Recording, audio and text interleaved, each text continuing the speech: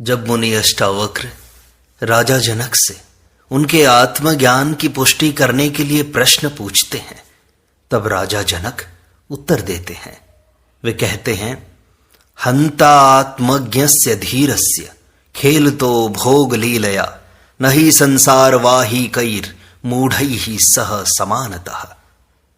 राजा जनक अष्टावक्र द्वारा किए गए प्रश्नों का उत्तर देते हैं, जिससे उनको हुए आत्मज्ञान की पुष्टि होती है। जनक कहते हैं, हंत भोग विलास के साथ खेलते हुए आत्मज्ञानी धीर पुरुष की बराबरी संसार को सिर पर ढोने वाले मूढ़ पुरुषों के साथ कैसे की जा सकती है। तीसरे प्रकरण में पूछे गए प्रश्नों का उत्तर जनक इस चौथे प्रकरण के सार गर्भित रूप में 6 ही सूत्रों में दे देते हैं। वे कहते हैं कि ज्ञानी और अज्ञानी द्वारा किए गए कर्मों में अंतर होता है। अज्ञानी में अहंकार होता है, वह सभी कर्म अहंकारवश अपने को कर्ता मानकर ही करता है, इसलिए वह कर्म फल का भोगता होता है। ज्ञानी में अहंकार नहीं होता, जिससे वह कर्तापन से मुक्त हो जाता है। इसी कारण उसके द्वारा किए गए स्वाभाविक एवं विवेकपूर्ण कर्म होते हैं, जिससे वह कर्मफल का भोगता नहीं होता। वह सभी कर्म ईश्वरीय कर्म समझकर करता है। अज्ञानी सारे कर्म अहंकारवश अथवा वासना एवं भोग की अभिलाषा से करता है, जिससे वह कर्मफल का भोक्ता बनता है। आत्मज्ञानी इनका साक्षी हो जाता है। जो कुछ ईश्वर ने दिया है उसके भोगने में पाप नहीं है, बल्कि उसका तिरस्कार करना, उसको अहंकारवश त्याग देना भी पाप ही है, ईश्वरीय नियम के विपरीत है। ज्ञानी कर्मों को स्वाभाविक रूप से करता है, उसकी फलाकांक्षा नहीं होती। वह निष्काम कर्म योगी हो जाता है। कर्म के प्रति उसका राग द्वेष अहंकार आदि नहीं होता, मानसिक तनाव नहीं होता उससे।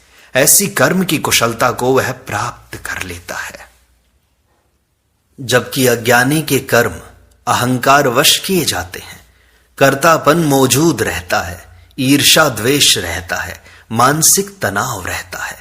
वह कर्म करके ऐसा अनुभव करता है कि यह सब मैं ही तो कर रहा हूं, मैं नहीं होता तो ये कार्य नहीं होता, सारा चौपट हो जाता। वह सारी दुनिया का बोझ अपने सिर पर लेकर चलता है कि सारी दुनिया मेरे ही चलाने से चल रही है। इसके विपरीत ज्ञानी यह समझता है कि दुनिया को ईश्वर चला रहा है, सारी सृष्टि अपने विशिष्ट नियमों से चल रही है, मैं तो निमित्त मात्र हूं। ऐसे ज्ञानी में अहंकार नहीं होता। इसी तथ्य को प्रकट करते हुए जनक कहते हैं कि ज्ञानी के कार्यों की तुलना मूढ़ पुरुष के कार्यों के साथ कैसे की जा सकती है। दोनों की दृष्टि में बड़ा अंतर है। मेवाड़ रियासत में एक ज्ञानी संत हुए हैं, चतुर सिंह। उन्होंने इसी तथ्य को एक मेवाड़ी भाषा के दोहे में प्रकट किया है। वे कहते हैं, रहट फिरे चरख्यो फिरे पण फरवा में फेर, यों तो बाढ़ हर्यो करे वो छूता रो ढेर। रहट भी फिरता है और गन्ना पेरने की चरखी भी फिरती है, किंतु दोनों के फिरने में बड़ा अंतर है। एक तो बाढ़ को यानी गन्ने को हरा करता है और दूसरा गन्ने को पेरकर छूतों के ढेर लगा देता है। ज्ञानी और अज्ञानी के कर्मों में यही अंतर है। ज्ञानी मृत्यु के समय भी हंसता है, मूढ़ जिंदा रहते हुए भी रोता है।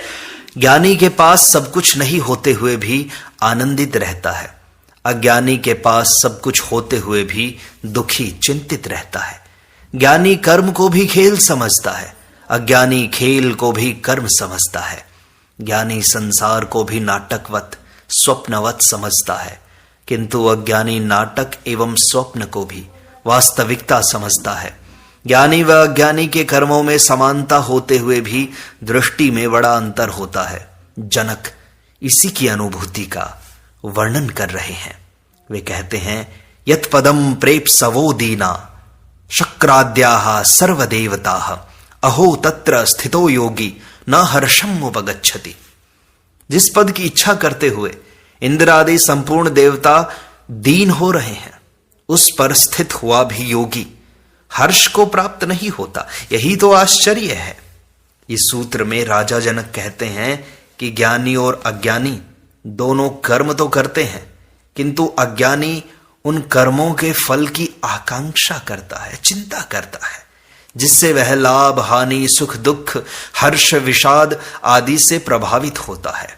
इसका मुख्य कारण उसकी इच्छाएं तथा अपेक्षाएं हैं। अज्ञानी कर्म आरंभ करने के पहले ही उसके फल की अपेक्षाएं निश्चित कर लेता है कि इस कार्य से इतना लाभ होगा, इतना आनंद मिलेगा। इसी लाभ के आधार पर वह अपने जीवन की आगे की सारी योजनाएं भी बना लेता है कि इससे मकान बनाऊंगा, कार खरीदूंगा, बच्चों की अच्छी पढ़ाई की व्यवस्था करूंगा इत्यादि। जब उसकी अपेक्षाएं पूरी नहीं होती तो शेख चिल्ली की योजनाओं की भांति उसके कल्पना के महल ढह जाते हैं, जिससे वह दुखी हो जाता है। यह दुख पदार्थों से नहीं, अपेक्षाओं के कारण होता है। जनक कहते हैं कि इन इच्छाओं के कारण ही इंद्र भी दीन दुखी हो रहा है। उसको भी खतरा है कि कोई मेरा सिंहासन न छीन ले। किसी ने कठोर तपस्या की कि इंद्र का आसन डोलने लगता है, फिर उसे बचाने के लिए वह षड्यंत्र आरंभ कर देता है। इसी भोग की इच्छा के कारण ही सभी देवता दीन हो रहे हैं, कभी इंद्र के पास और कभी विष्णु के पास, कभी शिव को प्रसन्न करने पहुंच जाते हैं, गिड़गिड़ाते हैं कि हमारा संकट दूर करो। देवता व इंद्र भी वासनाग्रस्त होने से ही इस आत्मा रूपी एवं मुक्ति रूपी परम पद को नहीं पा सके हैं। वे इसको पाने की इच्छा के कारण बड़े दीन हो रहे हैं, किंतु जो योगी ऐसे महत्वपूर्ण पद को पाकर भी हर्ष को प्राप्त नहीं होता है, यही आश्चर्य है।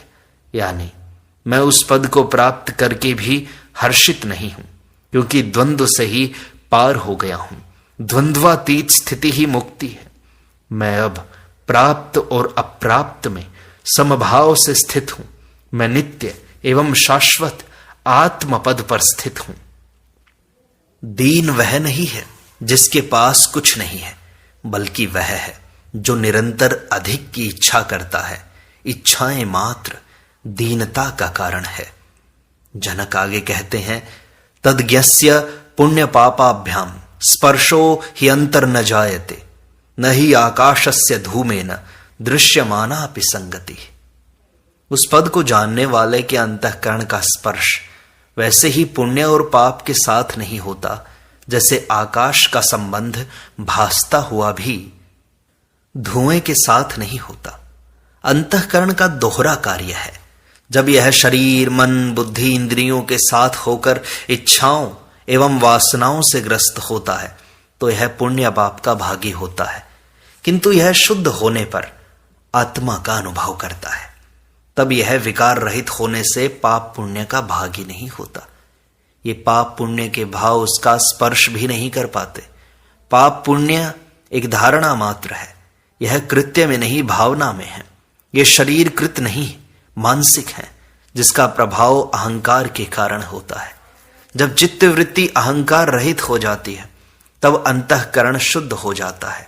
आत्मज्ञानी का अहंकार खो जाता है, कर्तापन ही खो जाता है। फिर पाप पुण्य का प्रभाव किस पर हो सकता है? कर्तापन ही पाप पुण्य का कारण है। इसलिए जनक कहते हैं कि उस आत्म पद को जानने वाले के अंतःकरण का स्पर्श अब ये पाप पुण्य नहीं कर सकते। जैसे आकाश का धुएं के साथ कोई संबंध नहीं होता। आकाश धुएं से अस्पर्शित ही रहता है। यद्यपि दिखाई ऐसा देता है कि इस धुएं से सारा आकाश गंदा हो गया है। ऐसे ही लोग चाहे यह समझें कि ज्ञानी भी संसारी जैसे ही कार्य कर रहा है, अतः वह ज्ञानी नहीं है, भोगी है, पाखंड कर रखा है। दुनिया को धोखा देने के लिए ज्ञानी बन बैठा है। उसने कपड़े छोड़े नहीं, महल छोड़े नहीं, सभी राग रंग वैसा ही है, सब खाता पीता है, अतः यह ज्ञानी हो ही नहीं सकता। ज्ञानी कैसा होता है, इसकी परिभाषा भी जब अज्ञानी करने लगते हैं तो अपनी मूढ़ता उस पर थोप देते हैं कि ज्ञानी तो नंगा रहता है, खाता पीता नहीं है, उपवास करता है, चेहरा लटका हुआ रहता है, जैसे एनीमिया हो गया हो, जैसे कृशकाय हो गया हो, जिसकी बोलने की शक्ति न हो, आंखों में तेज न हो, जो मरे हुए जैसा जीता हो, वह ज्ञानी होता है। यदि किसी बंदर को परमात्मा की आकृति बनाने को कहा जाए तो वह उसकी आकृति बंदर जैसी ही बनाएगा, वह मनुष्य जैसी क्यों बनाएगा? जनक को ज्ञान प्राप्त हुआ, इसलिए वे इसकी सही व्याख्या दे पा रहे हैं। इस कारण को भी अष्टावक्र जैसा ज्ञानी गुरु ही समझ सकता है। अज्ञानी इसे समझ ही नहीं पाएगा कि जो घटा है वह वास्तविक है या केवल भ्रांति है। चेष्टमानम शरीरम स्वम पश्यन्ति अन्य शरीरवत संस्तवे चापि निंदायाम कथम क्षुभ्येन महाशयः। जो अपने चेष्टारत शरीर को दूसरे के शरीर की भांति देखता है, वह महापुरुष स्तुति और निंदा में भी कैसे क्षोभ को प्राप्त होता है। इस सूत्र में अष्टावक्र कहते हैं कि आत्मज्ञान के बाद यह शरीर आत्मा से भिन्न ज्ञात होने लगता है। ज्ञानी फिर आत्मा को ही अपना स्वरूप मानता है, शरीर को नहीं। ज्ञान के बाद भी उसका शरीर तो चेष्टारत रहता ही है। शरीर के चेष्टारत रहने से उसे स्तुति और निंदा भी प्राप्त होती है, किंतु ज्ञानी अपने को इस शरीर से भिन्न मानता है, जिससे वह उस स्तुति और निंदा से क्षोभ को प्राप्त नहीं होता। क्षोभ तब प्राप्त होता है जब वह इस स्तुति और निंदा को अपनी स्तुति और निंदा समझता है। ज्ञानी इन्हें इस प्रकार देखता है जैसे यह निंदा और स्तुति किसी और की जा रही हो। यदि ज्ञानी को भी ऐसा क्षोभ होता है तो इसका अर्थ है अभी ज्ञान हुआ नहीं है।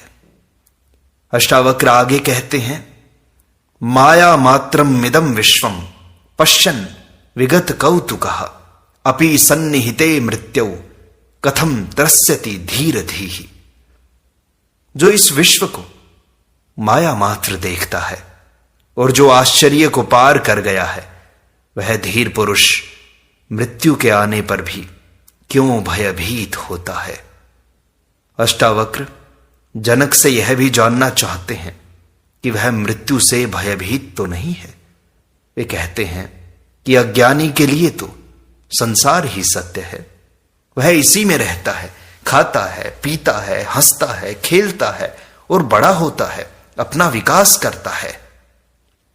संसार के राग, द्वेष, प्रेम, घृणा सबसे प्रभावित होता है। वह संसार को ही भोग का साधन तथा उन्नति का मार्ग मानता है। कई तो संसार को ही स्वर्ग कहते हैं, किंतु आत्मज्ञानी को जब वास्तविकता का ज्ञान हो जाता है तो वह संसार को माया, भ्रम देखने लगता है, क्योंकि उसे इससे भी बहुमूल्य मिल गया है। अज्ञानी को इन विचित्रताओं से भरे संसार को देखकर आश्चर्य भी होता है, किंतु ज्ञानी को वास्तविकता का ज्ञान हो जाने से वह इस आश्चर्य को भी पार कर जाता है। संसारी तो मृत्यु से भयभीत होता ही है कि न जाने इसके बाद कौन सी योनि मिलेगी, स्वर्ग नरक में क्या सुख दुख होंगे। सबसे बड़ी उसकी जीने की व भोगने की वासना की मृत्यु हो रही है एवं वह अनजाने पथ पर जा रहा है। इससे भय लगता है। मरते सभी हैं, यह जानते हुए भी मरना कोई नहीं चाहता। ऐसे सभी अज्ञानी तो मृत्यु से भयभीत हैं, किंतु अष्टावक्र जनक से पूछते हैं कि क्या ज्ञानी होकर जब तूने संसार को माया की भांति जाना ही नहीं, देख लिया है, तो भी मृत्यु से भयभीत होता है? क्योंकि ज्ञानी मृत्यु से भयभीत नहीं होते, वे उत्सव की भांति उसका स्वागत करते हैं। शरीर के प्रति आसक्ति रखने वालों को ही मृत्यु का भय अधिक लगता है। अष्टावक्र आगे कहते हैं, निस्पृहम मानसम यस्य नैराश्येपि महात्मनः तस्य आत्मज्ञान तृप्तस्य तुलना के न जायते। जिस महात्मा का मन नैराश्य में, मोक्ष में भी स्पृहा नहीं रखता, उस आत्मज्ञान से तृप्त पुरुष की तुलना किससे की जाए। अष्टावक्र जनक से ऊंचे स्तर का प्रश्न करते हैं कि संसारी तो मृत्यु से भयभीत होता ही है, किंतु ज्ञानी को तो भयभीत नहीं होना चाहिए। भय इच्छा और वासना के छूटने से होता है, अन्यथा कोई भय नहीं है। वे कहते हैं कि ज्ञानी संसार की तो क्या, मोक्ष की भी इच्छा नहीं करता। यदि उसने मोक्ष की भी इच्छा की तो वह भी उसकी वासना ही है, एवं जहां वासना है वहां मोक्ष नहीं है। जो बिना किसी प्रकार की इच्छा करते हुए केवल आत्मज्ञान से तृप्त है, केवल आत्मानंद का ही अनुभव कर रहा है, वह मुक्ति ही है, मुक्ति से भी बढ़कर है। ऐसे व्यक्ति की तुलना किसी से भी नहीं हो सकती। अष्टावक्र जनक से यह जानना चाहते हैं कि इसकी मोक्ष में स्पृहा तो नहीं है कहीं। वे आगे कहते हैं, स्वभावादेव जानानो दृश्यमेतन्न न किंचना इदम ग्राह्यम इदम त्याज्यम स किम पश्यति धीरधीहि। जो जानता है कि यह दृश्य स्वभाव से ही कुछ नहीं है, वह धीर बुद्धि कैसे देख सकता है कि यह ग्रहण करने योग्य है और यह त्यागने योग्य है। अज्ञानी को आत्मा का ज्ञान नहीं होने से वह संसार को ही सब कुछ देखता है, किंतु जिसे आत्मा का ज्ञान हो गया है उस ज्ञानी व आत्मा की ही संपूर्ण सत्ता ज्ञात होने लगती है। वह संसार को अनित्य, मायाजाल, भ्रम समझने लगता है। उसे आत्मा ही नित्य एवं सत्य प्रतीत होती है। फिर वह इस अनित्य जगत से क्या प्राप्त करने की इच्छा रखता है। जिसे महान मिल गया, विराट मिल गया, वह क्षुद्र की क्यों अपेक्षा करेगा। आत्मज्ञानी को यह सब दृश्य जगत स्वभाव से ही कुछ नहीं है एवं सब कुछ आत्मा ही है, ऐसा ज्ञान हो जाता है। ऐसा ज्ञानी इस संसार में न कुछ त्यागने योग्य समझता है, न ही ग्रहण करने योग्य। त्याग और ग्रहण दोनों ही अहंकार के रूप हैं। अहंकारवश ही संसारी सब कुछ अपने लिए पाना चाहता है एवं उनका त्याग भी अहंकार ही है। वह छोड़ता भी है तो पुनः स्वर्ग में मिलेगा, इस आश्वासन पर छोड़ता है। पाखंडी, अहंकारी सब कुछ छोड़कर नग्न हो सकता है, किंतु ऐसा भी यदि अहंकार के कारण ही किया गया है तो त्याग नहीं है, मूढ़ता मात्र है। छोड़ना पाने की कोई शर्त नहीं है। जहां भी मैं मौजूद है, कर्ता मौजूद है, वहां अहंकार ही है। ज्ञानी त्याग करता नहीं, उससे त्याग घटता है, त्याग होता है, किया नहीं जाता। वह अपना सब कुछ समझता ही नहीं है, सभी ईश्वर का समझता है। वह संसार को कंकड़ पत्थर से अधिक महत्व नहीं देता। फिर किसका त्याग करे तथा किसका ग्रहण करे। भोग और त्याग दोनों ही अहंकार के रहते कृत्य हैं। ज्ञानी के लिए दोनों का ही महत्व नहीं है। मुनि अष्टावक्र आगे कहते हैं, अंतस्त्यक्त कषायस्य निर्द्वंद्वस्य निराशिषः यदृच्छया गतो भोगो न दुखाय न तुष्टये। जिसने अंतःकरण के कषाय को त्याग दिया है और जो द्वंद्व रहित और आशा रहित है, ऐसे पुरुष को दैव योग से प्राप्त भोगों में न दुख है न सुख। इस अंतिम सूत्र में अष्टावक्र जनक को और पूछते हैं कि तू आत्मज्ञानी है या नहीं। तेरे अंतःकरण का विषय वासनाओं संबंधी सारा मल धुल चुका है। तू द्वंद्व रहित और आशा रहित हो चुका है। तुझे दैव योग से प्राप्त भोगों को ईश्वर का वरदान समझकर भोग करना चाहिए। तुझे इनमें सुख दुख नहीं होना चाहिए। अर्थात जो भी अच्छा बुरा होता है उसे दैव योग समझकर भोग लेना चाहिए।